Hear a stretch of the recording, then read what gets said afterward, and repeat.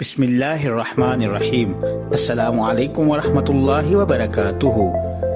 معزز ناظرین و سامعین، لائٹ فار بلائنڈ آپ کی تعلیمی ضروریات کو پیش نظر رکھتے ہوئے آپ کے لیے لے کر آ رہا ہے علمی، ادبی، معلوماتی، تفریحی، اصلاحی، تاریخی اور اسلامی آڈیو بکس۔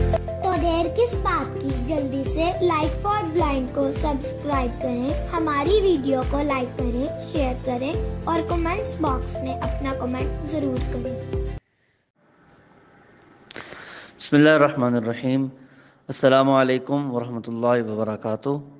معزز سامعین، افسانوی ادب میں ناول کے بعد ہمارا آج کا موضوع ہے اردو افسانہ۔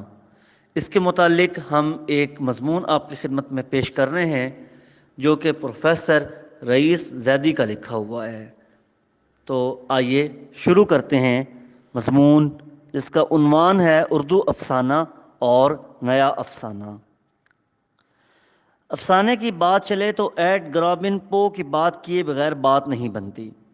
اس نے 150 برس پرانی اس صنف ادب کو ایک علیحدہ صنف سمجھ کر لکھا، اس کے قواعد و ضوابط متعین کیے، اسے ایک ایسی کہانی قرار دیا جسے ایک ہی نشست میں پڑھا جا سکے۔ اختصار، وحدت تاثر اور منتخب کرداروں کو اچھے افسانے کے لیے لازمی ٹھہرایا۔ افسانہ جس کا آغاز ایڈ گرابن پو نے کیا تھا، اسے موپساں، ٹالسٹائی، گورکی اور چیخوف وغیرہ نے بام عروج تک پہنچایا۔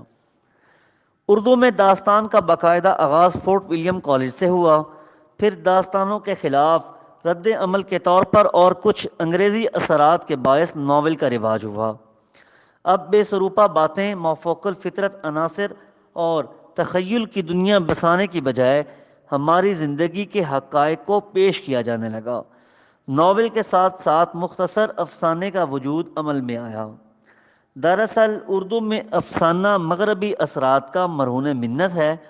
افسانہ دراصل مشینی دور کی پیداوار ہے، جبکہ انسان کے پاس اتنا وقت نہ تھا کہ وہ طویل داستانیں اور ناول پڑھ سکے، اور انگلش میں افسانے کو شارٹ سٹوری کہتے ہیں۔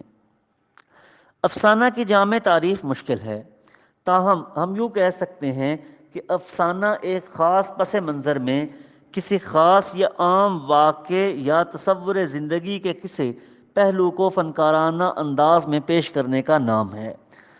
افسانہ میں ہم سب سے پہلے اختصار کا مفہوم دیتے ہیں، لیکن افسانہ صرف اختصار کا نام نہیں، یہ ناول سے کئی لحاظ سے مختلف ہوتا ہے۔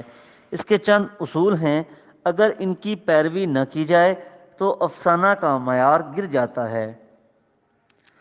عزیز ساتھیو، آئندہ نشست میں انشاءاللہ ہم افسانہ کے اجزاء ترکیبی پر بات کریں گے۔